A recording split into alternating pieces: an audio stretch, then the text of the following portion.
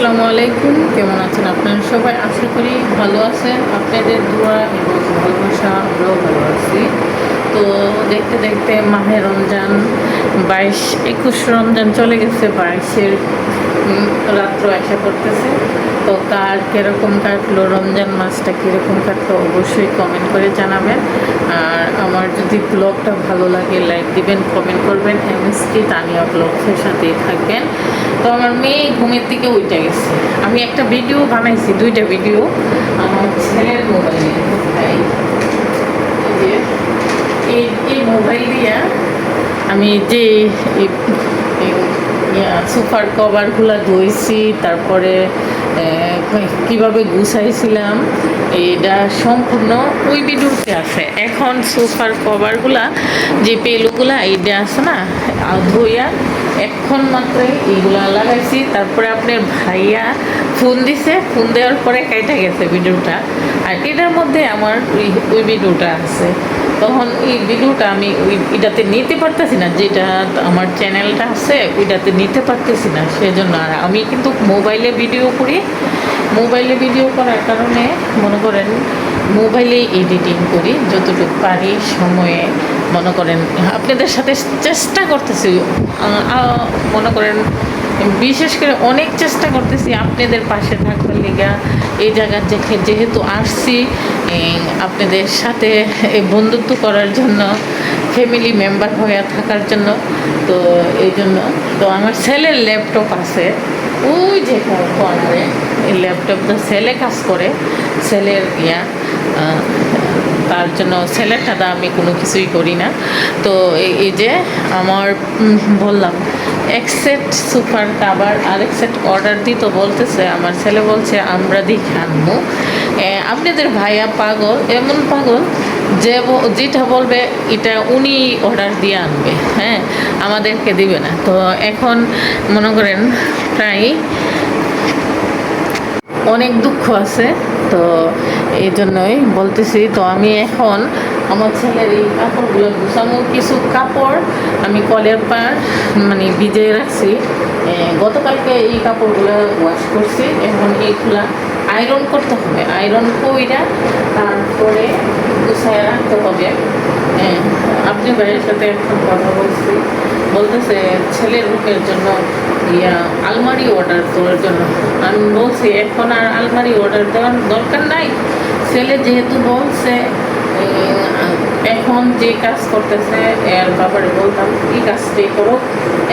পরবর্তীতে আমি যেহেতু ডেকোরেশন করবো আলাদাভাবে, তাইলে এখন আর এই কাজটি যেমন না করে রামপুরে বইলা দিতাম।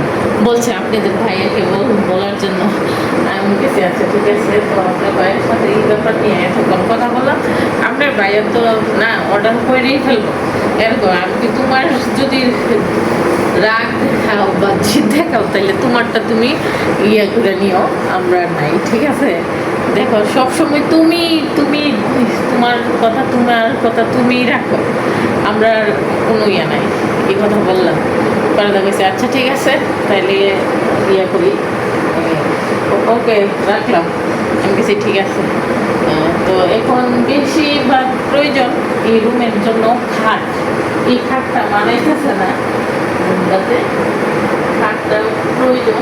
তো খাটটা করবো, দেখা যাক। তো আমি কিন্তু এখন ব্লগ ভিডিও দিব 5 মিনিট বা 6 মিনিট, এর বেশি বড় করবো না। যেহেতু আমার মেয়ে আছে, মেয়ে ছোট্ট, তারপরে মেয়ে জ্বালাতন করে। আপনাদের সাথে এইভাবে কথা বলবো, আইসা কথা বলবো। ভালো লাগলে অবশ্যই যতটুকু পারি আমি কাজ দেখাবো। যেহেতু আমার স্ট্যান্ডও নাই, স্ট্যান্ড আনলে ভাই গাফলা, নাতিন আছে, তারপরে মেয়ে আছে, এরা এটা নিয়ে খেলাধুলা করে ভাই গাফলা। তার জন্য এখন আর স্ট্যান্ড আনবো না, স্ট্যান্ড নাই না, এইভাবেই কথা বলবো।